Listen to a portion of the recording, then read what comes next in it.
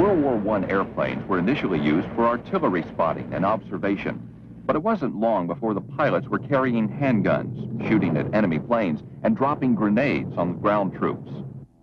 The advent of airplane-mounted machine guns and improved bombs quickly changed the airplane's role in combat for all time. In 1917, the United States had entered the conflict without serviceable combat planes, but enthusiastic Americans volunteered for the air service nonetheless, and soon the first units arrived in France. With French and British aircraft furnished to the American Air Service, a bomber force was quickly organized. June 1918 marked the first American air raid as 5 planes dropped 80 bombs on a rail junction near Metz, France. By September, American air crews were flying 1,000 bombing raids a week on a variety of targets. Bombing ranges increased, and by war's end, raids were conducted up to 160 miles behind enemy lines.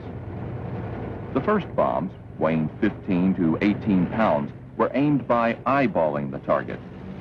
In November 1918, 600-pound bombs and reasonably accurate bomb sights were in use. While the bomber was still limited in range and bomb load, early aviation visionaries, such as General Billy Mitchell, foresaw its possibilities. In the years immediately following World War I, Mitchell and other air power supporters attempted to awaken America's leaders to the potential of the bomber as a vital weapon of the future. In a milestone test of the new concept of heavy bombing, Mitchell demonstrated the ability of contemporary bombers. Mitchell's Martin bombers sank several ships, including the retired battleship Virginia and the Ostfriesland. Despite this success, critics of air power remained unconvinced. Even the Secretary of the Navy had commented, "It is unlikely that an airplane or a fleet of them could ever successfully sink a fleet of Navy vessels under battle conditions." General Pershing, head of the Joint Army-Navy Board evaluating the test, declared, "The battleship is still the backbone of the fleet." The bomber concept would move forward quietly in the years following General Mitchell's dramatic test. Funds were scarce, new airplane construction limited. Undaunted, the Air Corps continued to advocate the bomber as a major weapon. By the mid-1930s, the low-wing, all-metal, multi-engine bomber had become a reality. The new Martin B-10s blazed the way in the development of long-range, all-weather missions and instrument flying techniques. Lieutenant Colonel Hap Arnold led a flight of B-10s on a mission to Alaska, and cold weather tests were conducted in a series of winter operations in New England. In 1935, General Headquarters Air Force was established. But while the bomber concept grew, opponents as late as 1939 still sought to limit bombers to a 300-mile range. That same year, Major General Frank Andrews, commander of General Headquarters Air Force, was reduced to colonel and sent to Texas for his strong advocacy of air power. General Headquarters was dissolved, a devastating setback to strategic air power. Frontline bombers consisted of 19 B-17s, first produced 3 years earlier. In September 1939, Hitler's march into Poland awoke the nation, and within months, President Roosevelt called for a force of 50,000 combat planes. The air war in Europe brought the bomber to the forefront. The American Air Corps developed high-altitude, daytime precision bombing techniques. With B-17 Flying Fortresses and B-24 Liberators leading the way, the world's first broad-scale, long-range air war was underway. With its aircraft designed and its concepts of operation based on those earlier lessons, 15th Air Force was activated in North Africa in November 1943. Its first commander was Major General James H. Doolittle, hero of the dramatic B-25 raid on Tokyo. Created as a strategic air arm to bomb targets in southern Europe, 15th, equipped with medium and heavy bombers, began combat operations throughout the Mediterranean. Flying first from North Africa and later from Italy, 15th hammered enemy targets in France, Germany, Italy, and the Balkans. A shuttle bombing system was developed to land B-17s in Russia, following strikes into Eastern Europe. 1,000-ton raids were launched against enemy rail yards and industrial areas and other strategic targets throughout Nazi-occupied Europe.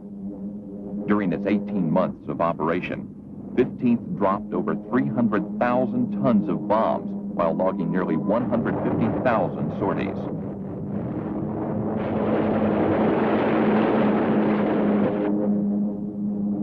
The transportation system of Hitler's war machine was crippled throughout much of occupied Europe. By then existing standards, accuracy was considered exceptional. 8 out of every 10 bombs striking within 2,000 feet of target centers. By war's end, the contribution of 15th Air Force to the Allied victory substantially advanced the concept of strategic bombardment. Following World War II, 15th Air Force became the cornerstone of the newly established Strategic Air Command. The B-29 Superfortress, wartime mainstay of Air Force operations in the Pacific, took over as our dominant weapon. Then, projecting the global scope of American air power became a primary objective. Long-range missions and goodwill flights overseas demonstrated our global capability. By 1948, overseas rotation became a fact of life, with some air crews and support personnel on rotation at all times. In 1951, the last piston-engine bomber, the giant B-36, joined 15th Air Force. Among its 10 engines were 4 jet power plants, a sign of transition. Meanwhile, another aspect of American air power was to become an indispensable element in the conduct of strategic bombing.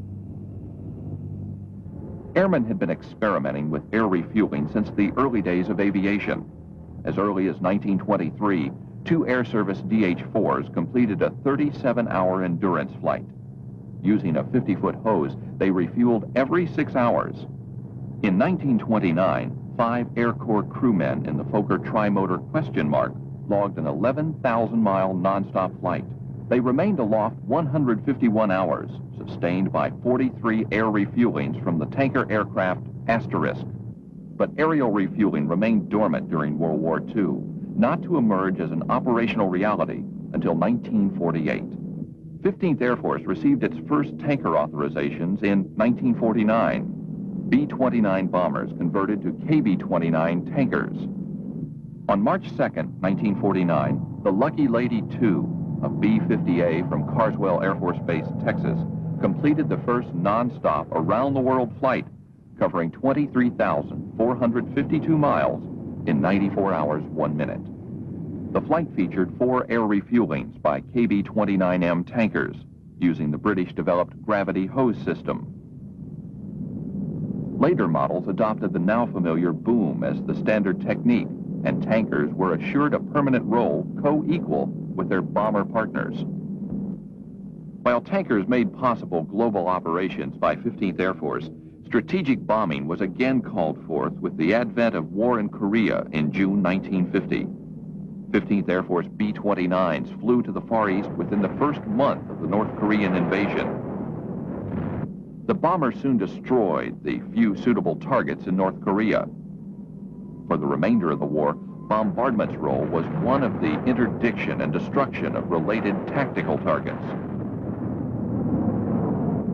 As the action in Korea wound down, SAC started its conversion to an all-jet bomber force. KC-97 tankers, fast enough to refuel the new 6-jet B-47 bombers, replaced the older KB-29s and KB-50s. In 1955, the first 15th Air Force B-52s arrived at Castle Air Force Base, joining their B-47 cousins.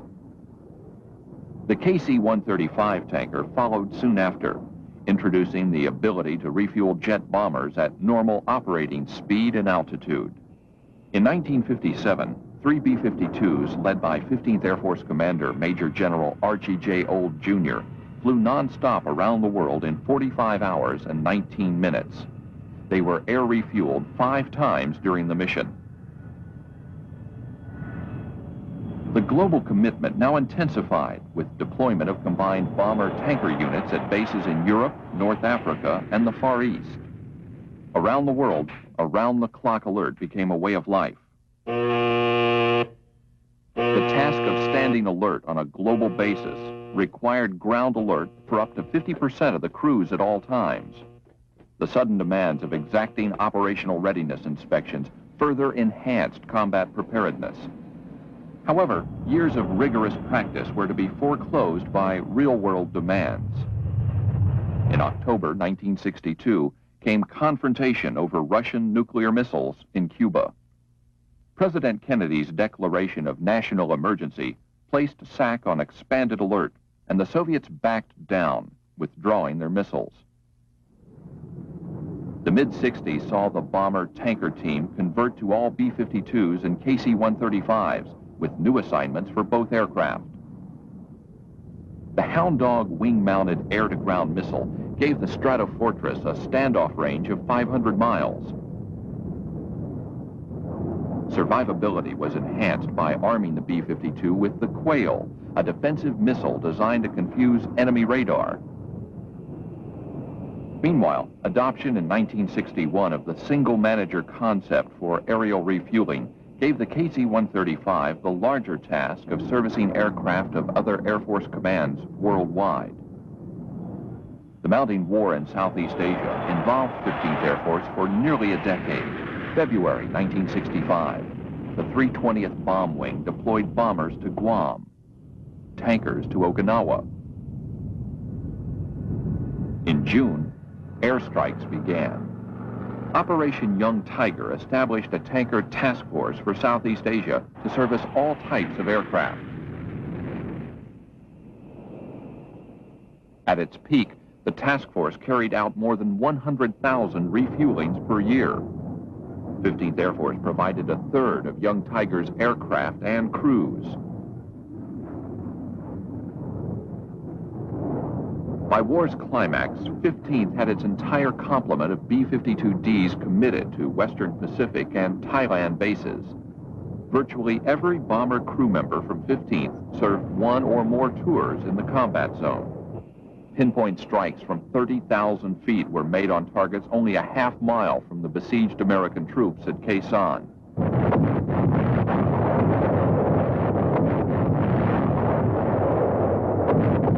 In the final stages of the war, long-range strikes were launched against Hanoi and Haiphong, a key factor in driving the North Vietnamese to a final peace agreement. But the B-52s faced heavy concentrations of Soviet surface-to-air missiles, and 15th Air Force suffered the loss of 5 aircraft.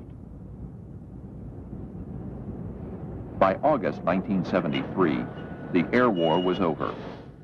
Combat veteran crews rejoined their compatriots carrying out the critical alert mission of the Strategic Deterrent Force. A number of Air Force Reserve and Air National Guard units received KC-135s in the late 70s and joined the regular tanker force on strategic alert. By now, the air refueling mission had expanded with support of long-range transport aircraft like the C-5 and the C-141. The established tactical support role of the tankers continued to expand. So too the role of the battle-tested B-52, viewed as a versatile weapons system for operations unspecified in its original strategic concept, such as photographic surveillance of ship movements, which became a standard mission, and aerial denial and precision strikes in support of tactical forces. The mid-70s saw a refurbishment program for 80 B-52Ds, extending the life of this proven conventional warfare asset. Earlier, 281 B-52Gs and Hs had been modified to carry up to 20 SRAMs, short-range attack missiles designed to neutralize terminal defenses.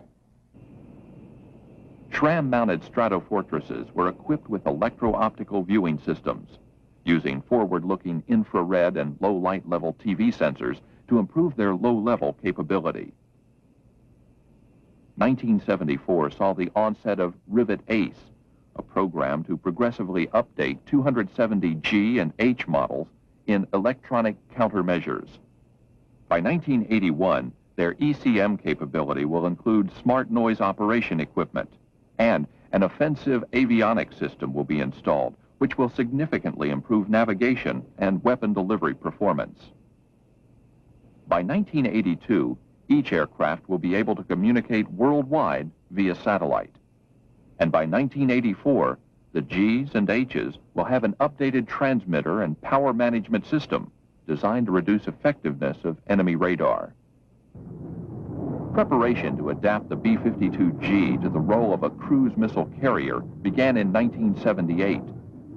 15th Air Force G models armed with air-launched cruise missiles, ALCMs, are scheduled to be mission-capable in 1983.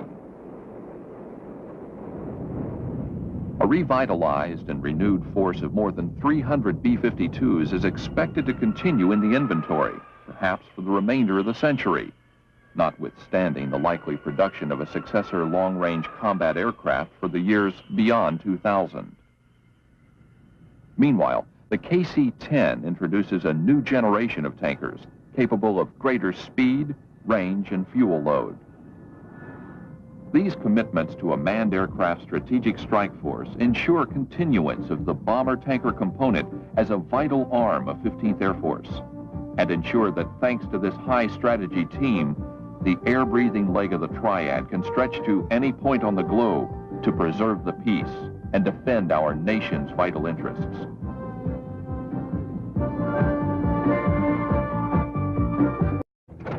Bombing ranges increased, and by war's end, raids were conducted up to 160 miles behind enemy lines.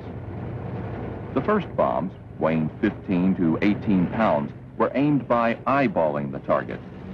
In November 1918, 600-pound bombs and reasonably accurate bomb sights were in use.